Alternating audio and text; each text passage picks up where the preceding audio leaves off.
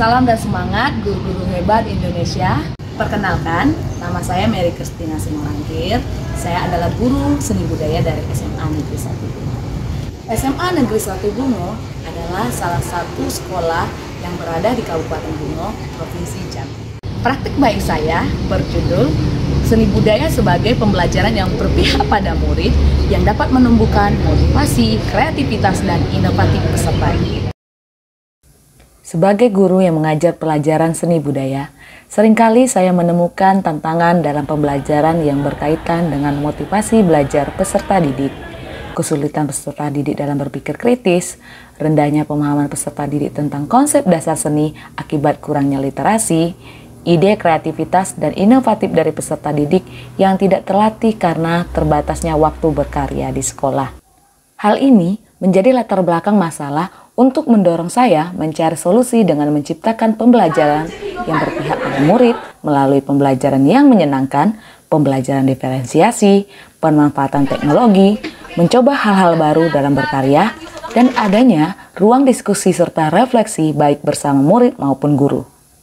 Tujuan dari contoh-contoh pembelajaran yang akan saya tampilkan adalah meningkatkan motivasi belajar peserta didik, meningkatkan nalar kritis serta kreativitas peserta didik dalam berkarya, meningkatkan kemampuan peserta didik dalam memanfaatkan teknologi abad 21, meningkatkan kerjasama dan kolaborasi antar peserta didik, meningkatkan rasa apresiasi serta penguasaan manajemen kelompok dalam bekerja secara kooperatif. Seluruh tujuan ini sejalan dengan nilai profil pelajar Pancasila yang merupakan roh dari kurikulum Merdeka. Saya akan menampilkan beberapa proses pembelajaran dengan topik materi yang beragam. Baiklah, mari kita dengarkan bersama-sama. Saya akan menjelaskan berdasarkan 3 langkah pembelajaran. Yang pertama, tentu saja kegiatan pembukaan. Di setiap topik pembelajaran, saya akan melakukan hal-hal berikut. Sebelum memulai kegiatan pembelajaran, saya terlebih dahulu mengirim link materi atau flip learning. Materi yang dikirim dapat berupa video, PowerPoint, buku materi, gambar. Hal ini merupakan penerapan dari diferensiasi konten. Tiap awal pembelajaran, saya akan memulai kelas dengan salam, berdoa, dan mengkondisikan peserta didik untuk siap belajar serta mengecek kehadiran peserta didik. Kemudian, saya akan melakukan ice breaking agar peserta didik dapat fokus dan bersemangat kembali. Menetapkan kesepakatan kelas untuk pembelajaran. Melakukan apersepsi untuk mengingat kembali pembelajaran yang berhubungan dengan materi yang diajarkan. Kemudian, dilanjutkan melakukan diagnosis. Saya menggunakan aplikasi Quizizz atau Google Form ataupun pertanyaan secara langsung kepada peserta didik untuk mengetahui kemampuan awal peserta didik yang berkaitan dengan materi yang akan dipelajari. Kemudian, memahami tujuan pembelajaran dan pertanyaan pemantik mengapa pembelajaran ini penting untuk dilakukan. Lalu, untuk menjaga komitmen, manajemen waktu yang jelas, maka dibacakan acuan pembelajaran. Pada langkah kedua, terdapat kegiatan inti. Berdasarkan metode pembelajaran yang dipilih, tentunya ada perbedaan antara metode yang akan saya ceritakan. Topik pertama adalah pembelajaran berbasis problem-based learning sebagai upaya peningkatan minat membaca siswa dalam mengenal tokoh-tokoh seni lukis Indonesia.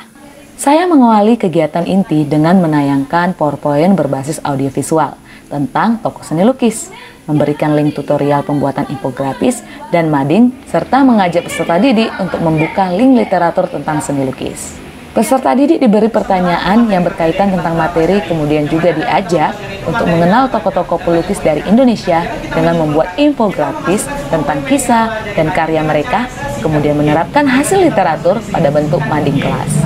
Peserta didik juga diingatkan untuk melampirkan sumber literatur.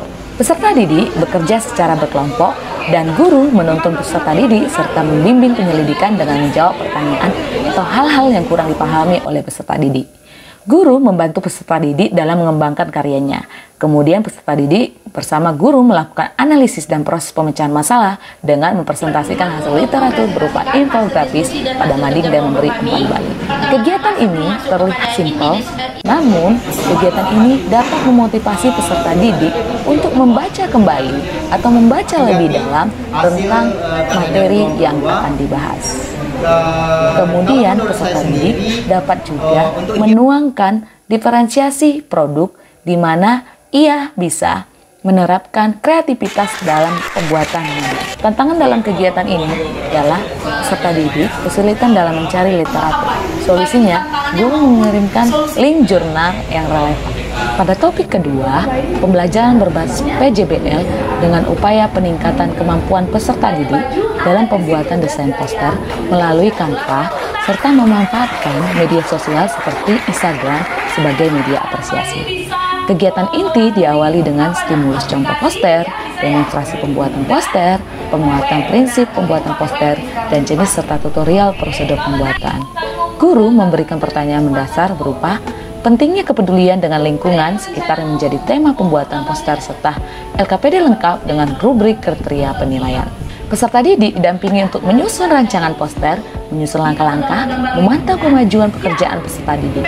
Di sini saya sebagai guru memberikan diferensiasi proses dengan memberikan waktu pendampingan yang berbeda antar peserta didik sesuai kebutuhannya. Hasil karya poster diupload pada media sosial Instagram dan screenshot dikirim pada link drive yang diberikan.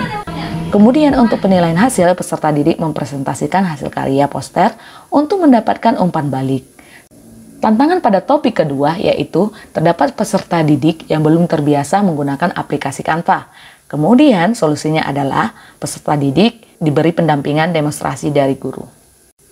Pada topik ketiga yaitu pembelajaran berbasis problem-based learning sebagai upaya peningkatan kemampuan siswa berpikir HOTS dalam materi seni rupa.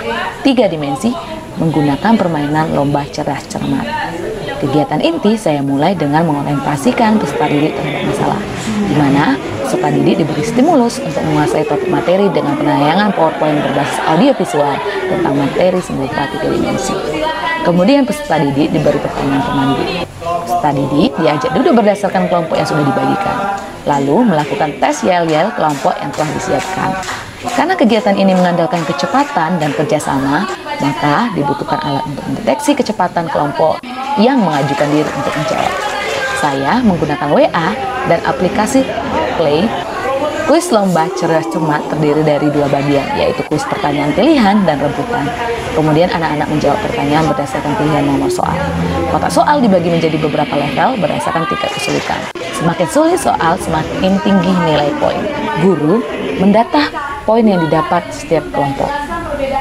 Tantangan pada topik ketiga, yaitu pembelajaran ini membutuhkan waktu yang terbatas. Solusinya, menggunakan penghitung waktu dan acuan pembelajaran dalam pelaksanaan kegiatan. Topik yang keempat, berkarya seni teater musikal kontemporer dengan penilaian teman sejawat.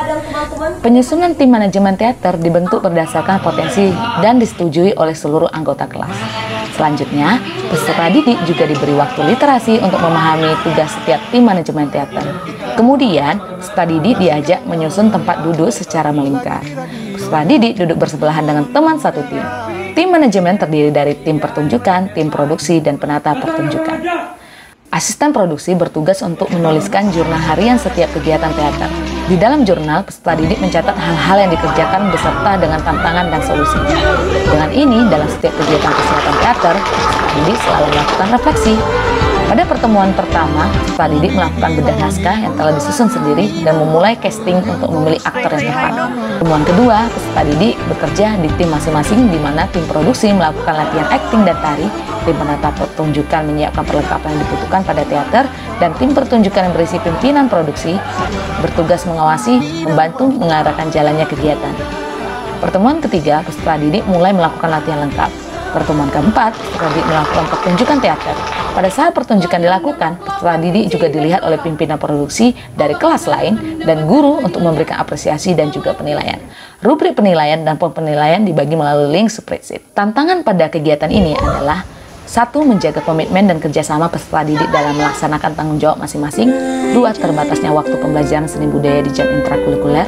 Solusi yang pertama, menggunakan jurnal harian sebagai dasar refleksi untuk memberi peserta didik ruang bicara atau berdiskusi dalam menyesuaikan jadwal latihan dan menyampaikan keluh kesah serta mencari solusi bersama. Yang kedua, membuat kesepakatan bersama untuk menambah waktu latihan setelah pulang sekolah. Di setiap akhir pertemuan, peserta didik menulis apa yang dilakukan serta melakukan refleksi bersama. Di bagian penutup, saya selalu mengajak peserta didik untuk melakukan refleksi dari pembelajaran yang telah dilakukan.